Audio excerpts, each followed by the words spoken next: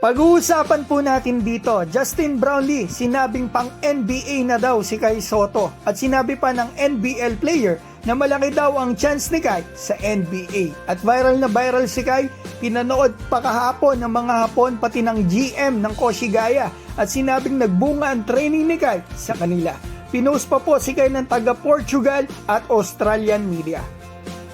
Sa makasaysayang laban ng Gilas Pilipinas sa New Zealand, nasaksihan ng marami ang lakas at husay ni Kai Sotto. Pinanood po pala ito ng mga Japanese, nakita ko mga post nila during the game sa Twitter. Suportado nila ang Gilas kasi sa kanila po naglalaro karamihan ng mga players natin, kabilang na po si Kai. After the game, nag-post pa po sa Twitter ang mismong general manager ni Kai Sotto sa Koshigaya Alpas. Nanood pala ito, kaibigan. Ito po yung post niya. Kai Sotto makes a major contribution to the historic victory. The training he received with a sense of responsibility as a central player for the Alpas has finally paid off. Correct me if I'm wrong mga kaibigan, ang punto niya, malaki daw po ang contribution ni Kai sa makasaysayang panalo dito sa New Zealand. Sa training daw na natanggap niya bilang core ng Koshigaya, sa wakas ay nagbunga. Ika nito. Pinost din po pala si Kai ng sikat na sports media sa Australia na Aussie Hoopla at pinost din po si Kai ng analyst mula Portugal, si João Neves.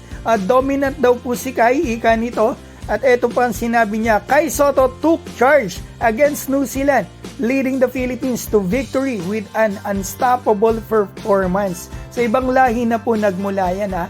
Tapos yung ilang kababayan pa natin, binabash talaga si Kai, mga wala sa hulog yan. Doon sa live sa Bilig, dami nila sinasabi. Kaya magpa-check up na po talaga kayo. So ito pa ang isang mga kaibigan, American pero 100% pusong Pinoy.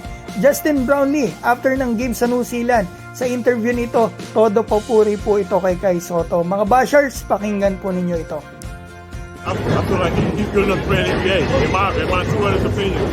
Of course, he got the height, he got the size and the skill, but he's been improving so much that for me, it's just great to see a young player like him with so much potential, and just to see him start, fulfilling his potential. And he got a long way to go. He's only early 20s, so.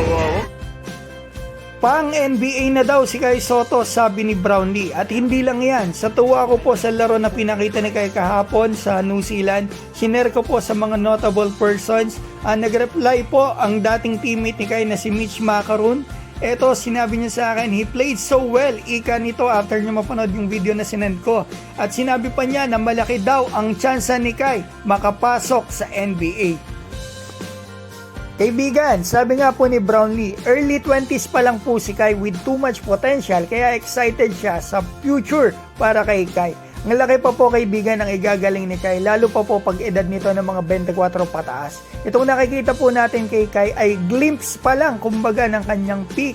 Kaya gaya nga po na sinabi ni Macaroon at ni Brownlee, malaki ang chance ni Kai makapasok sa NBA. Kaya ipag-pray po natin na sana magtuloy-tuloy yung maganda niyang laro at malayo po siya sa mga injuries.